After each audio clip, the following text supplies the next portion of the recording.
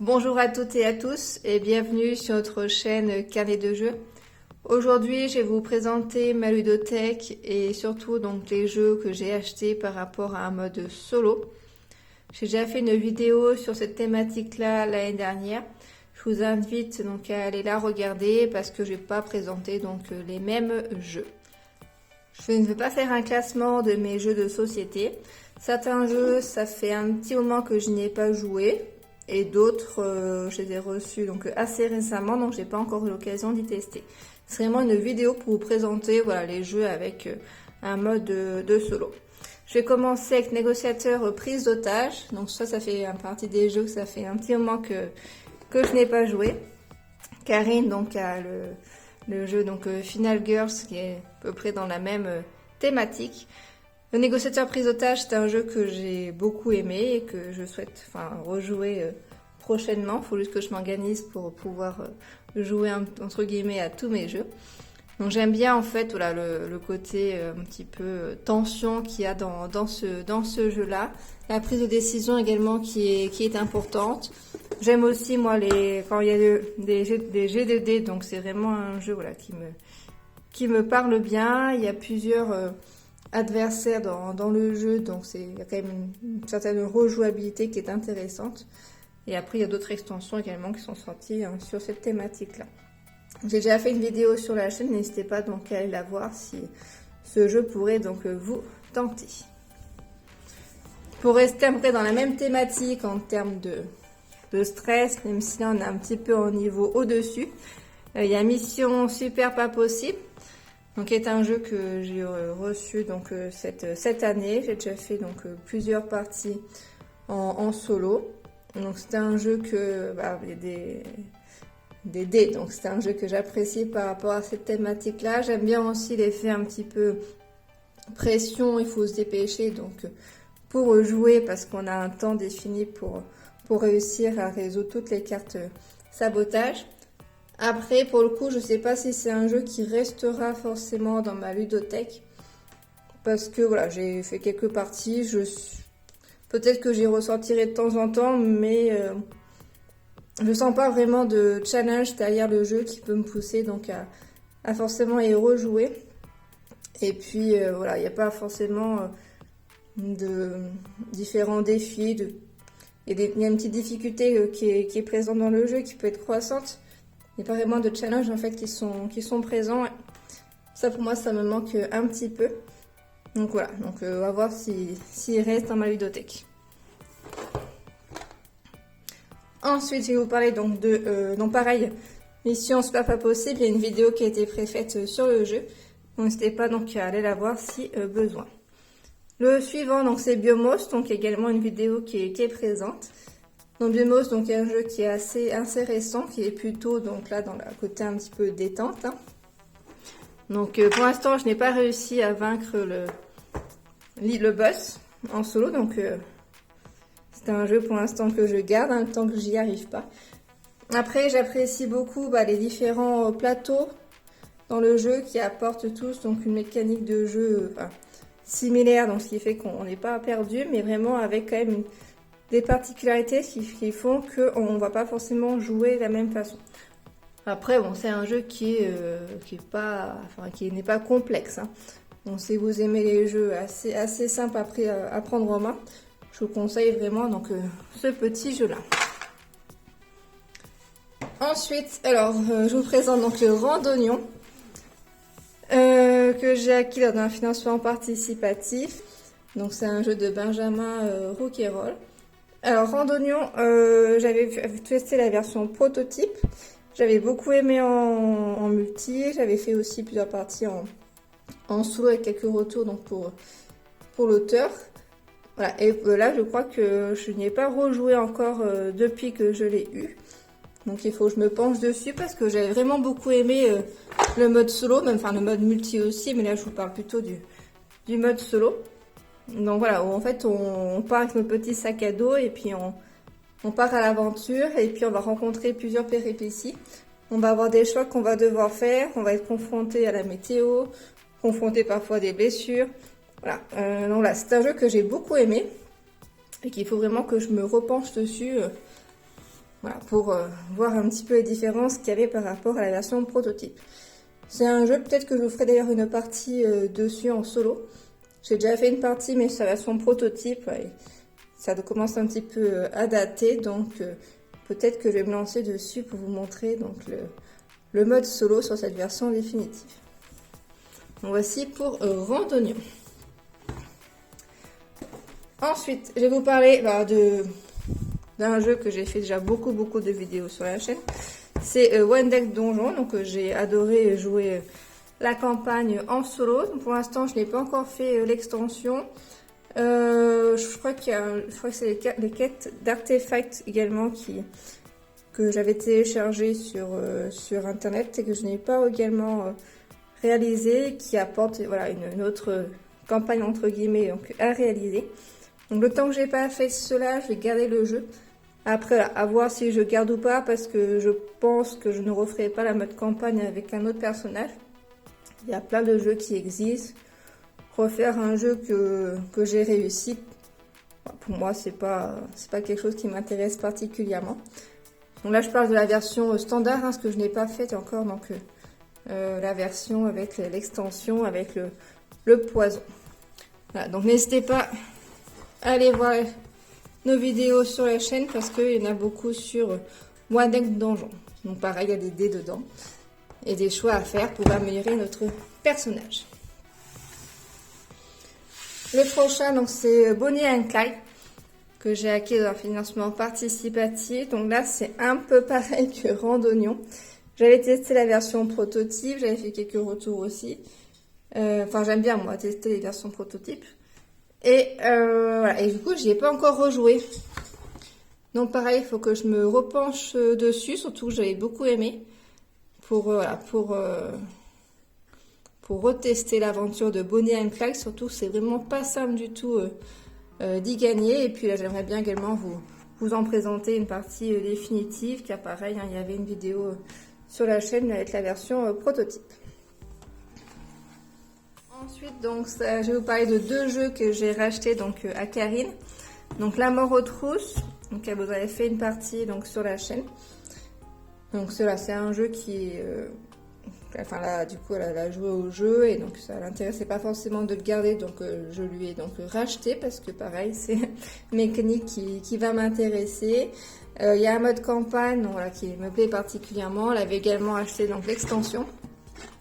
Voilà, donc je ne suis pas encore mise dessus, mais voilà, c'est partie des jeux que je sais que là, qui devraient en tout cas me plaire. Donc voici pour donc La Mort aux Trousses. Donc à voir, voilà, si certains sont intéressés pour que je reprenne la suite de la campagne de Karine, n'hésitez pas à me dire en commentaire, comme ça là je ferai les autres scénarios. Donc pareil, Under Falling Skies. Donc là je pense que je vous ferai peut-être la campagne, donc évidemment ça sera du spoil hein, parce que donc c'est une campagne où on débloque on va dire des choses en fait, hein, des spécificités.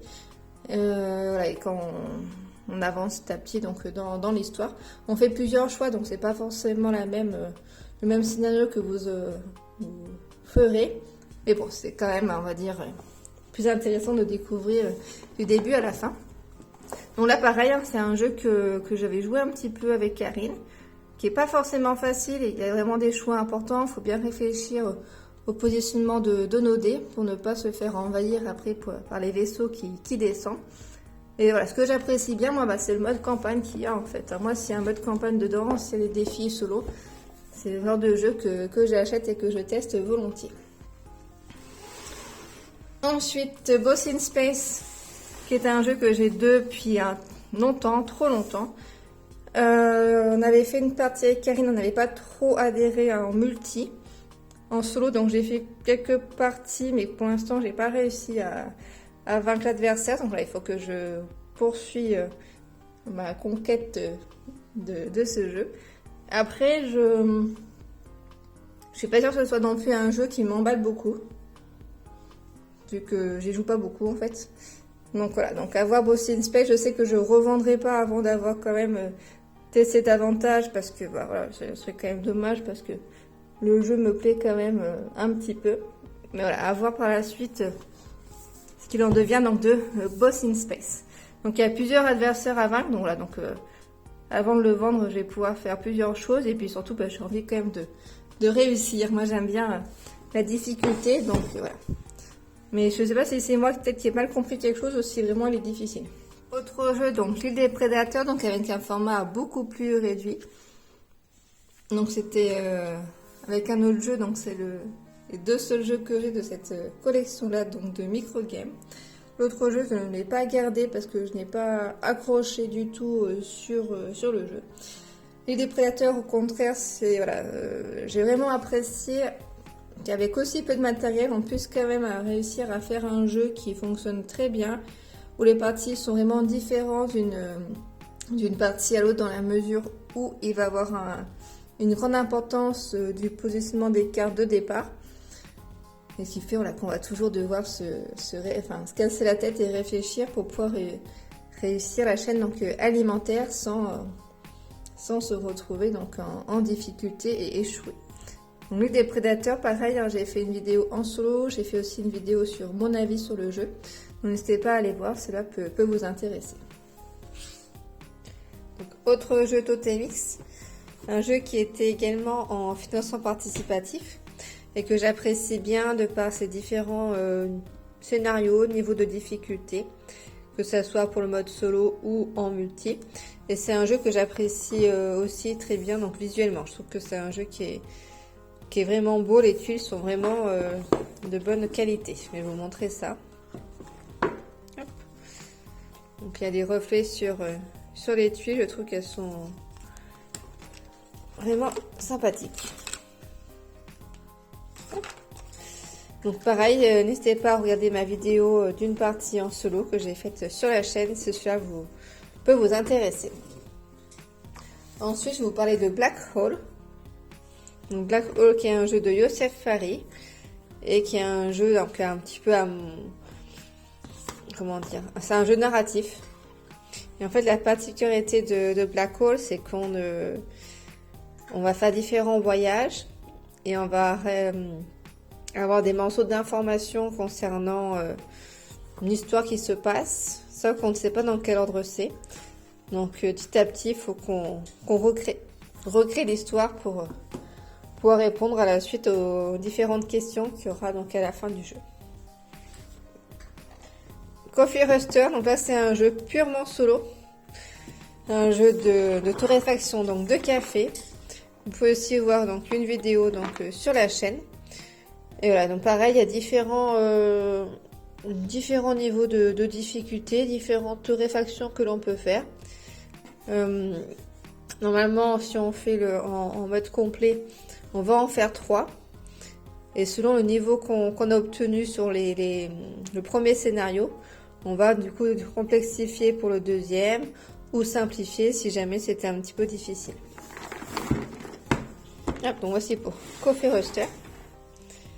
Ensuite, je vous parle de Hands, donc un jeu que j'ai reçu c'est plutôt en cette fin d'année. Donc un jeu avec des petites poules. Il y a également une partie en solo qui est présente sur la chaîne et mon avis aussi sur le jeu. J'ai également joué en multi, donc j'ai bien apprécié.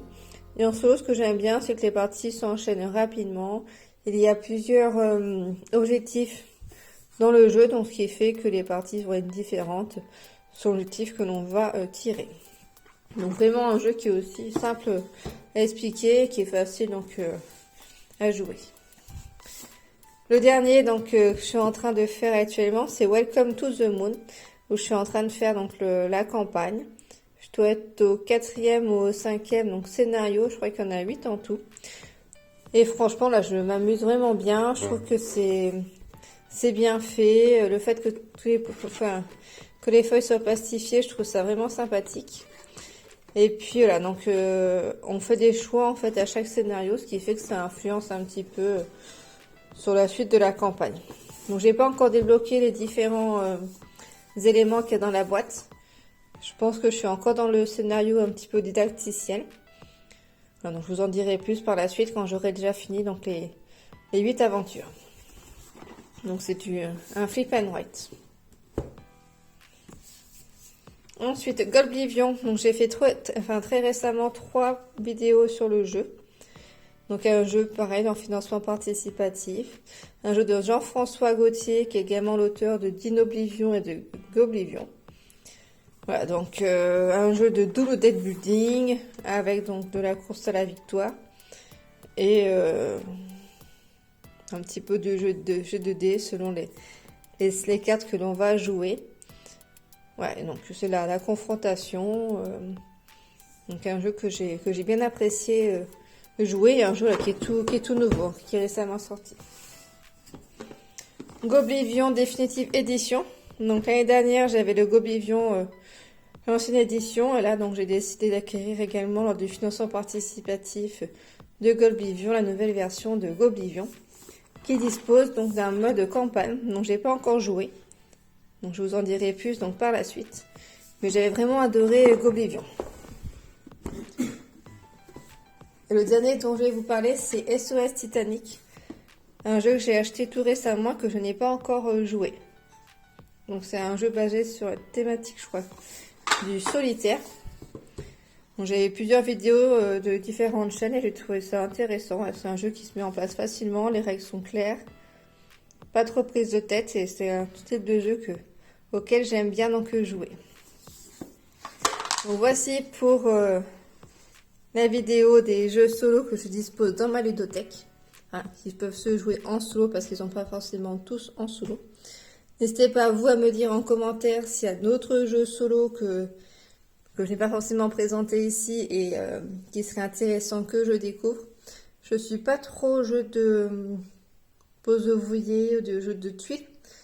Mais justement, n'hésitez pas à me dire si parmi ces deux thématiques-là, il y a des jeux qui sont vraiment très intéressants, ça vaudrait le coup que je me penche un petit peu plus dessus.